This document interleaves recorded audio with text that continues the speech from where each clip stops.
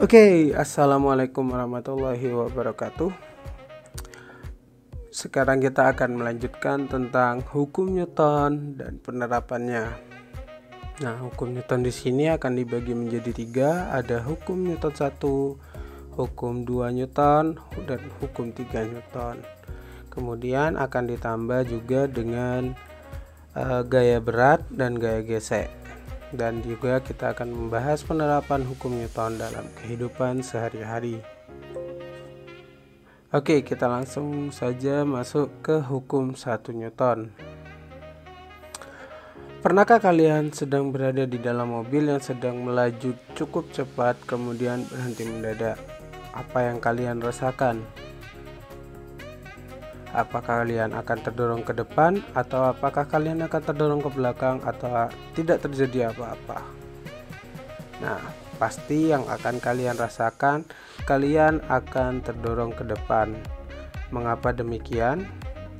Hal tersebut dinamakan dengan kelembaman. Nah, kelembaman pertama kali dicetuskan oleh Galileo Galilei. Galileo Galilei itu masa hidupnya dari 1564 sampai 1642, yang menyatakan kecepatan yang diberikan pada sebuah benda akan dipertahankan jika semua penghambatnya dihilangkan. Maksudnya adalah jika tidak ada penghambat pada sebuah benda yang sedang bergerak, maka kecepatan benda itu akan terus sama, akan terus stabil. Jadi tidak akan berubah-ubah. Dia akan terjadi hanya GLB saja. Nah, kemudian pencetus Galileo Galilei-nya itu disempurnakan kembali oleh Newton, yang menyebutkan bahwa setiap benda selalu akan ada dalam keadaan diam atau akan selalu bergerak lurus beraturan selama tidak ada gaya luar yang mengubahnya. Maka maksudnya di sini adalah jadi benda akan selalu diam jika kita tidak mendorongnya atau kita tidak menariknya atau tidak ada gaya dari luar yang diberikan pada benda tersebut. Nah, begitu juga jika benda itu bergerak, jika tidak ada gaya dari luar, maka benda itu akan terus bergerak seperti benda-benda yang ada di luar angkasa. Kenapa benda-benda di luar angkasa itu terus bergerak? Itu karena di luar angkasa tidak ada yang namanya gaya tarik, gaya dorong, dan yang lain-lainnya, atau disebut dengan ruang hampa. Nah, pernyataan oleh Newton ini biasa dikenal dengan hukum 1 Newton atau sering disebut dengan hukum kelembaman. Jadi, menjawab pertanyaan pertama, apakah kalian akan terdorong ke depan? Ya, itu pasti karena terjadinya hukum 1 Newton. Karena kalian akan mempertahankan posisi kalian ketika kalian duduk, yang awalnya biasanya melaju ke depan, kemudian tiba-tiba gaya yang diberikan oleh mobil dia berubah arah menjadi ke belakang, sehingga kalian akan terpental ke depan atau kalian akan terdorong ke depan. Oke, selanjutnya hukum 2 Newton. Nah, gaya di sini dapat menyebabkan perubahan gerak pada benda. Benda yang diam dapat bergerak jika dikenai gaya, dan juga sebaliknya, benda yang bergerak dapat menjadi diam jika dikenai gaya. Jadi, gaya dapat menyebabkan percepatan ataupun perlambatan. Untuk lebih memahaminya, kalian coba pahami pada percobaan berikut ini. Oke, sekarang kita masuk ke percobaan hukum Newton 2. Di sini saya sudah ada simulasi dengan menggunakan simulasi PET. Jika kalian ingin mencobanya, link akan saya terakan di deskripsi. Jadi kalian bisa coba macam-macam. Di sana sudah ada beberapa macam atau banyak sekali macam-macam dari percobaan atau simulasi yang mungkin kalian ingin ketahui. Nah, yang pertama yang akan kita lakukan adalah kita akan mencoba membandingkan bagaimana hubungan antara massa beban, massa benda jika diberikan gaya yang sama. Jadi yang kita ubah-ubah adalah massa bebannya. Kalian perhatikan kecepatannya. Oke, jika kita berikan 200 Newton, kalian perhatikan kecepatannya. Nah, gaya yang diberikan adalah 200 Newton, sedangkan massa yang diberikan adalah 50 Newton. Nah, kecepatannya dia akan melaju sangat cepat. Jadi percepatannya itu akan sangat cepat. Nah, selanjutnya kita bandingkan jika massanya kita tambah 200 kg dengan gaya kita massanya 250 kg, gayanya sama 200 Newton. Kalian bandingkan kecepatannya antara yang ini dengan yang barusan. Kita mulai. Nah, pertambahan kecepatannya pasti akan lebih lambat dibandingkan yang barusan jika massanya ditambah. Kalian lihat dia semakin lama untuk orangnya itu jatuh. Yang tadi kan cepat banget, orangnya tiba-tiba sudah jatuh. Nah, sedangkan yang ini kalian perhatikan kecepatannya, itu agak lama, kecepatannya agak lama.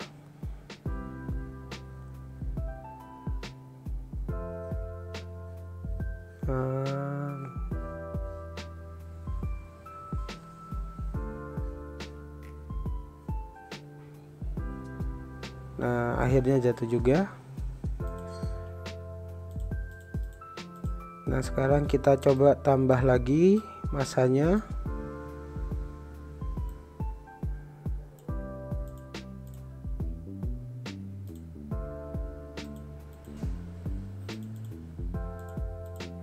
Nah, massanya sekarang jadi 300 kg dengan gaya yang diberikan sama, yaitu 200 Newton. Kalian bandingkan kecepatannya. Nah, semakin cepatkah atau semakin lamakah? Kalian bandingkan.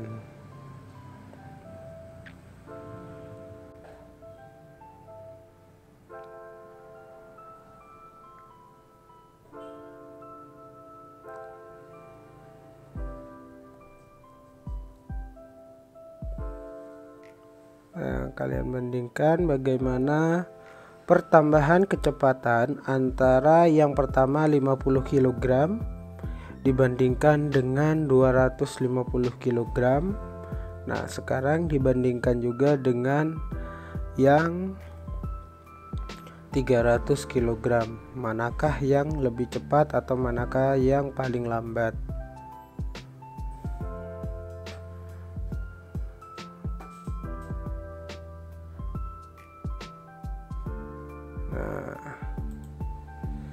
Berarti jika kita bandingkan, maka yang paling lambat adalah yang massanya paling besar dan yang paling cepat adalah massanya yang paling kecil. Seperti itu. Oke, selanjutnya yang kedua, kita coba massanya 200 kg.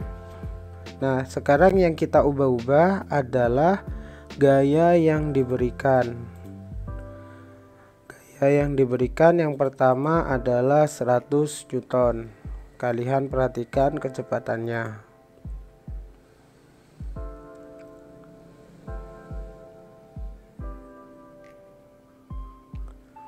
Kalian perhatikan kecepatannya. Bagaimana pertumbuhan kecepatannya? Pertumbuhan kecepatan itu akan kita sebut dengan percepatan ya. Jangan lupa seperti yang sudah kita bahas di gerak sebelumnya.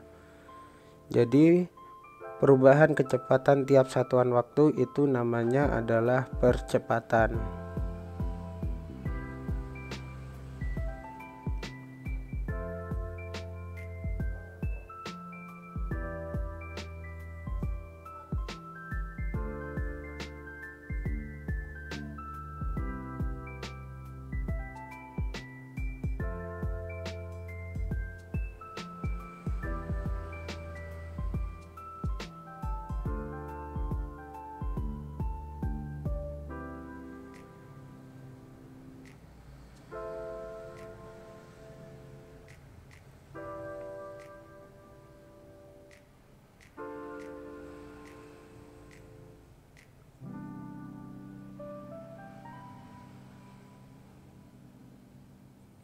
Nah, tuh sekarang kita coba masanya sama, tetapi gaya yang diberikan adalah 250 Newton.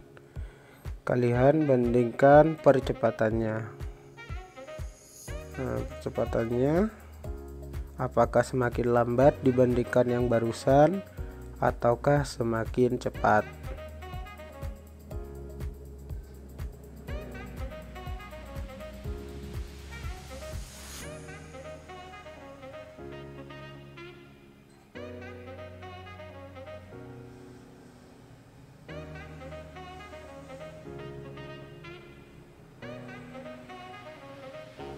Nah, selanjutnya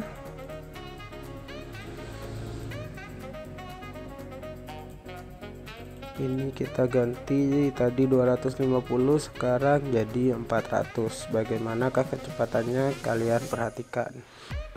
Nah, percepatannya apakah dia semakin cepat atau apakah dia semakin lambat?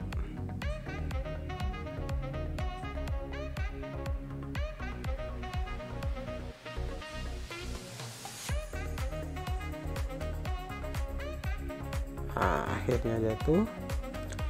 Nah, dari yang kedua kita bisa simpulkan bahwa yang memiliki percepatan paling cepat adalah ketika dia diberikan gaya sebesar 400 Newton, dan yang paling lambat adalah ketika dia diberikan gaya sebesar 100 Newton.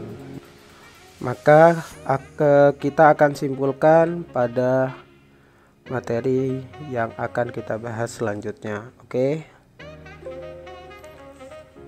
Oke, setelah kalian memahami percobaan yang sudah kita lakukan tadi, apa yang bisa kalian ambil? Nah, dari percobaan barusan dapat disimpulkan bahwa yang pertama, semakin besar massa benda, maka semakin besar pula gaya yang akan dibutuhkan untuk menggerakkan benda tersebut. Yang kedua, semakin besar gaya yang diberikan pada benda, maka percepatan yang dihasilkan juga akan semakin besar. Nah, dari kesimpulan di atas, maka dapat kita rumuskan yang pertama, A sama dengan F dibagi M. Yang kedua, F sama dengan M dikalikan A, dan M sama dengan F per A.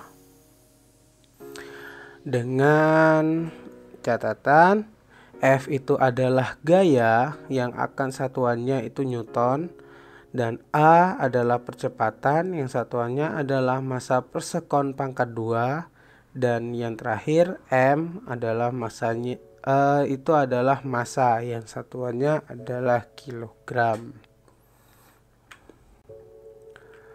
Nah, oleh Newton, rumus tersebut dinyatakan bahwa percepatan yang terjadi pada suatu benda berbanding lurus dengan dan searah dengan resultan gaya yang mengenainya dan berbanding terbalik dengan massanya.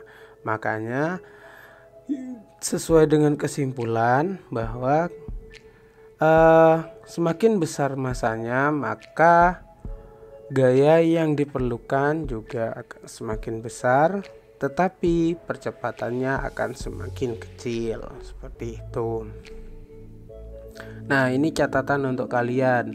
Jika nilai A sama dengan 0, maka besar F itu sama dengan 0 juga. Hal ini berarti jika tidak ada gaya yang diberikan pada suatu benda, maka benda tersebut akan tetap pada posisinya, seperti pada hukum 1 Newton. Nah, untuk yang ketiga, hukum 3 Newton. Nah, hukum 3 Newton ini biasa disebut dengan hukum aksi reaksi atau hukum aksi dan reaksi. Nah, pada hukum ini sesuai dengan kehidupan kita masing-masing. Aksi yang kita lakukan akan menuai reaksi yang sesuai dengan apa yang kita lakukan. Contohnya, ketika kita melakukan hal baik, pasti reaksi orang terhadap kita akan baik. Nah, sebaliknya jika aksi kita jahat atau aksi kita buruk, maka reaksi orang-orang juga akan buruk. Makanya kalau kalian akan melakukan sesuatu atau akan bertindak sesuatu, sebaiknya kalian pikirkan terlebih dahulu bagaimana reaksi orang terhadap kalian. Jangan pernah seenaknya atau jangan langsung tanpa berpikir panjang kalian melakukan sesuatu. Karena pada zaman sekarang, pada zaman digital sekarang juga, kalian bisa difoto, kalian bisa di video atau yang lain-lainnya, itu akan bisa menyebabkan reaksi yang tidak akan kalian bayangkan sebelumnya. Oke. Nah, untuk memahami lagi untuk hukum 3 Newton, kita akan melakukan percobaan yang selanjutnya. Silakan kalian perhatikan percobaan selanjutnya.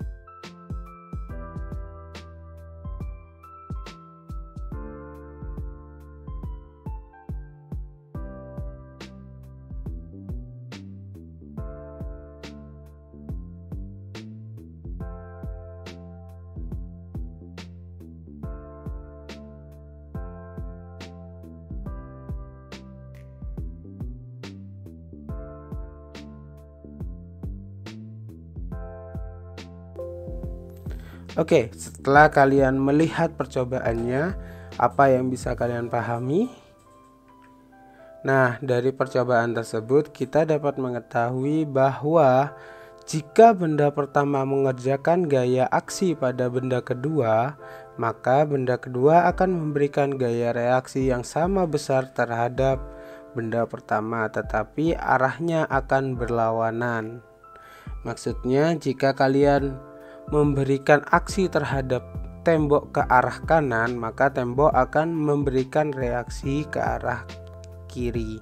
Jadi dia akan terus berlawanan. Jika kalian memberikan aksi ke arah bawah, berarti benda akan memberikan reaksi ke arah atas. Jadi mereka akan terus berlawanan, sehingga pernyataan dari Newton tersebut bisa dituliskan bahwa F aksi itu sama dengan minus F reaksi, atau gaya aksi itu sama dengan minus gaya reaksi. Oke, selanjutnya kita masuk ke berat benda. Hukum Newton sudah, kita lanjut ke berat benda. Sebenarnya berat benda itu hampir sama dengan hukum 2 Newton. Nah, seperti yang sudah kita ketahui pada pembahasan sebelumnya, pada pembahasan yang kemarin, nanti link deskripsinya akan saya cantumkan di deskripsi untuk yang sebelumnya atau pada bagian sebelumnya. Nah, berat benda adalah gaya yang diberikan oleh suatu benda yang dipengaruhi oleh percepatan gravitasi. Nah, sehingga dapat digambarkan sebagai berikut. Nah, jika kalian perhatikan di sana ada beberapa satuan, ada F kecil, ada N besar, ada F besar, dan ada W kecil. Nah, dari gambar di samping, F kecil menunjukkan gaya gesek yang pasti akan berlawanan dengan gaya yang kalian berikan. Jadi seumpama kalian mendorong ke arah kanan, berarti nanti gaya geseknya itu ke arah kiri ya. Atau kalau kalian menarik ke arah kiri, berarti gaya geseknya ke arah kanan. Dia pasti akan berlawanan.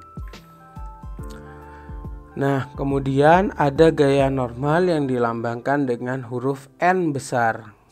Nah, gaya normal ini akan selalu menunjukkan ke arah atas. Mengapa demikian? Jika ke arah atas, maka gayanya nanti itu sama dengan 0. Nah, kemudian yang terakhir ada W kecil. Nah, W kecil ini yang melambangkan berat benda. Nah, W kecil ini mengapa ke arah bawah? Karena dia akan sejajar atau dipengaruhi oleh percepatan gravitasi. Nah, dari gambar yang barusan kita bisa rumuskan sebagai berikut. Yang pertama, G sama dengan W kecil per M. Yang kedua, W sama dengan massa dikalikan gravitasi. Yang terakhir ada massa itu sama dengan berat dibagi dengan gravitasi. Nah, dengan penjelasan, W itu adalah gaya berat Newton, G itu adalah percepatan gravitasi atau meter per sekon pangkat 2, dan M adalah massa atau satuannya adalah kilogram. Nah, jika kalian perhatikan ini mirip sekali dengan hukum 2 Newton. Bedanya kalau di hukum 2 Newton itu massa, kalau di sini E kok massa. Kalau di hukum 2 Newton itu ada F atau gaya. Nah, F itu bisa digantikan dengan W, dan A percepatan itu bisa digantikan dengan G atau percepatan gravitasi.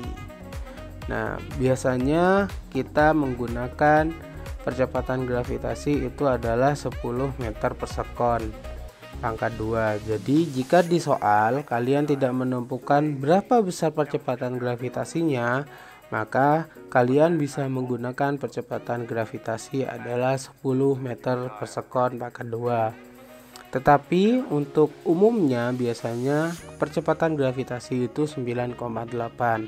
Nah, untuk mempermudah kita pakai 10 saja. Oke, yang terakhir ada gaya gesek.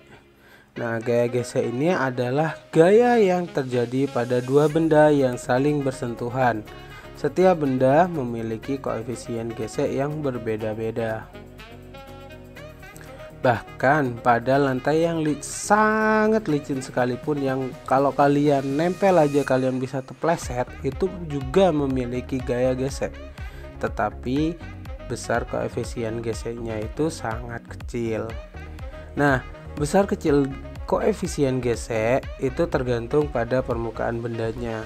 Nah, semakin besar koefisien gesek, maka permukaan bendanya itu akan semakin kasar. Jika koefisien geseknya semakin kecil, maka permukaan bendanya itu akan semakin licin atau semakin halus. Jadi jika gaya geseknya besar, maka kalian akan gampang berdiri di atas permukaan tersebut.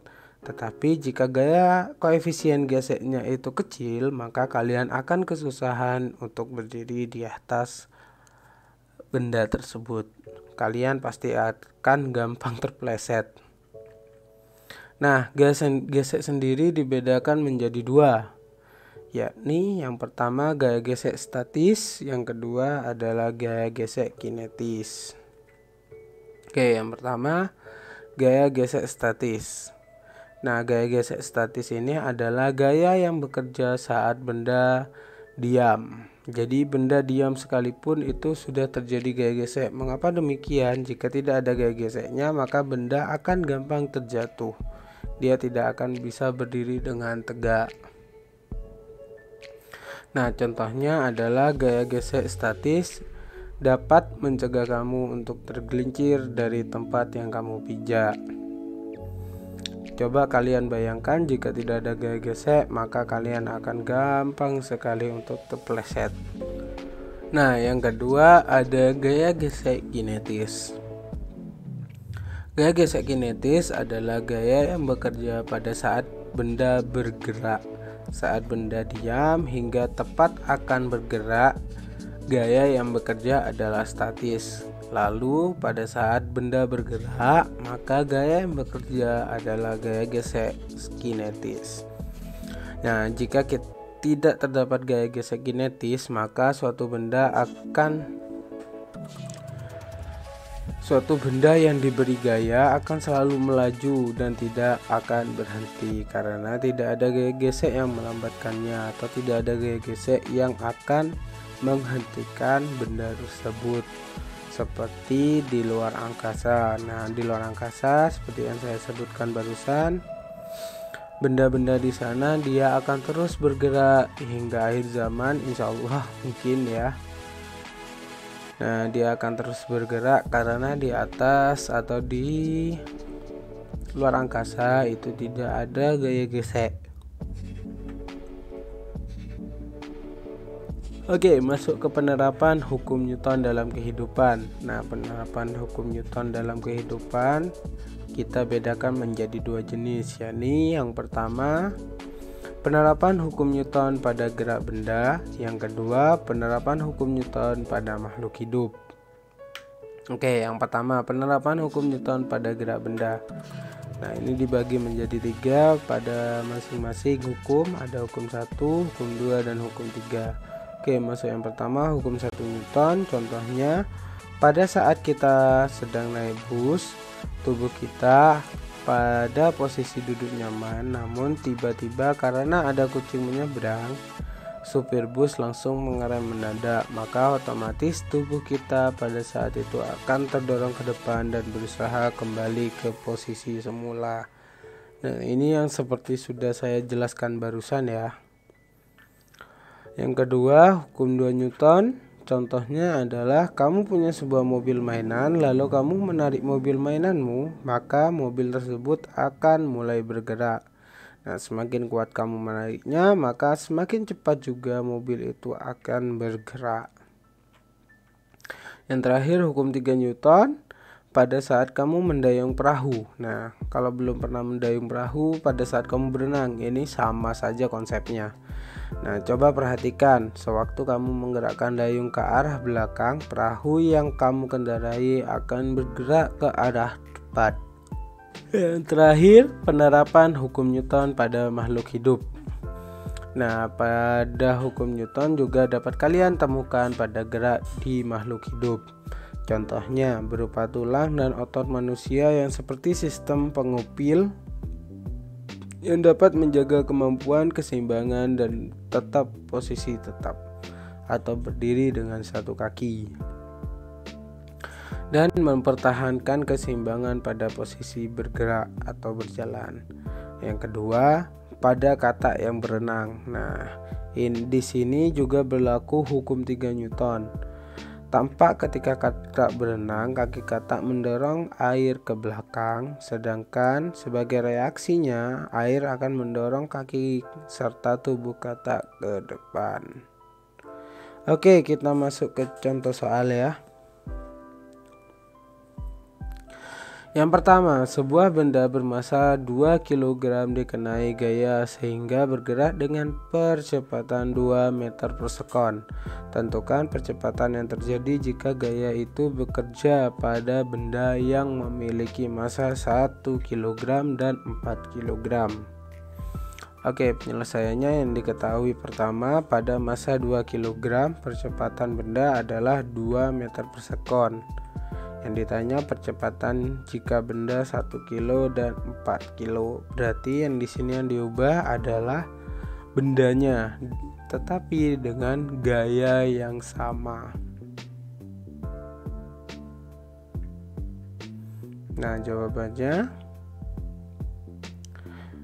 kita menggunakan rumus F sama dengan massa dikalikan kecepatan. Berdasarkan 2 kali 2 sama dengan 4 Newton. Nah, kemudian untuk mencari A-nya kita bisa menggunakan rumus A sama dengan F per M.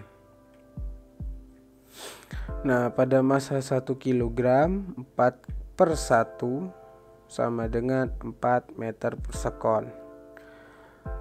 Nah, 1 di sini adalah masanya. Jadi setiap masanya itu 1 kilo, maka kecepatannya nanti 4 meter per sekon. Yang kedua, pada masa 4 kilo, nah 4 dibagi 4 dikalikan, tidak usah dikalikan ya, 4 dibagi 4 hingga hasilnya adalah 1 meter per sekon pangkat 2. Oke, soal yang kedua, massa seorang astronot adalah 70 kg. Berapakah massa atau berapakah berat astronot di bumi jika percepatan gravitasi bumi adalah 10 meter per sekon pangkat 2 dan di bulan jika percepatan gravitasinya adalah 2 meter per sekon? Penyelesaiannya, berat di bumi W sama dengan massa dikalikan gravitasi bumi, sehingga 70 dikalikan 10 hasilnya adalah 700 Newton. Berarti berat orang tersebut di bumi adalah 700 Newton. Nah, kemudian berat di bulan sama rumusnya, tetapi gravitasinya pakai gravitasi bulan. Jadi 70 kali 2 sama dengan 140 Newton. Oke, kita sudah menyelesaikan untuk bab 2.